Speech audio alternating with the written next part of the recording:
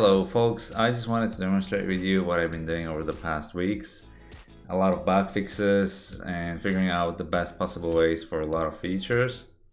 That's been revamped, and a little bit of game balancing as well, which doesn't apply to this bandit camp because I always lose, or maybe I'm not good enough. I don't really know. I've been also busy with beautifying the current progress that I've done so far on the game. Part of that is playing a little bit with the shaders. So let's hop in the game and check out what I've been doing. So first part of the shaders was that I downloaded actually a tool that allows me to modify a certain type of materials, change them via the nodes, so it's pretty easy even for the beginners like me. And I've been able to do really pretty stuff in my opinion with all the icons and the sprites that I use in my game, and it really helped me a lot.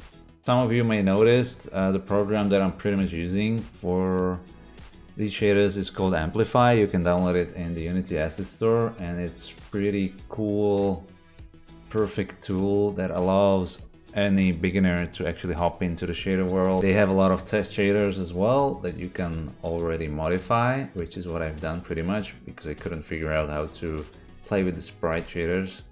Well, what you do here is you open up the shader, and it's also a node system like pretty much anything else now, but I'm using 2017, so that's why Unity doesn't really use the nodes here yet. I'm not gonna show you how to use it. There are a lot of other tutorials for that.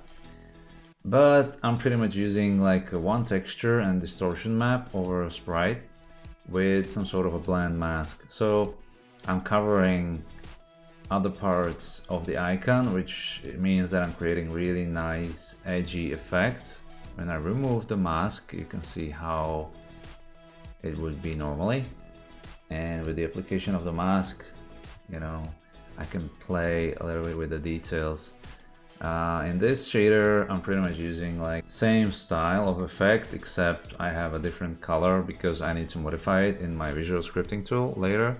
For example, when this card gets hit, it not even shakes, but also it changes the color through other, tones, and this tint doesn't really work for me. So let's see how it looks actually in the game. When I open up the crafting menu, I can see a list of my icons that I can craft and the recipes as well. And here's a demonstration of the icon, how it looks like. And when I hover over it, it changes the shader to the one that I created before. And I can actually open up and pick up some other recipe that I can add there. Pretty much now you will learn every recipe first time, and then you don't have to pay for it anymore. And you can just change it for any other that you already learned. And there will be also like tier 2 recipes that I already introduced in my game. I added some of them here. So for example, you can craft mostly armor, weapons, and also of course some kind of agriculture or other recipes. Here you can see that I also added a payday at the end of the week, and actually at the start of every next week pretty much. You'll be given like a recap of your expenses and incomes, and creating a total. You will have a basic overview of what's going on in the game. And then we have this combat that I created. You can pretty much select the target now, because there will be a lot more targets in the future fights. I'm using a glow. I had to tone it down because all of the effects apply glow for the camera, which is what I really want, because I want them to be really shiny, but I don't want it to be too much. So let me know if this is really still a lot, or it's actually fine for your eyes. Steady, steady, you almost got it. Fight. Okay, change the target. Oh no. You're going to really win.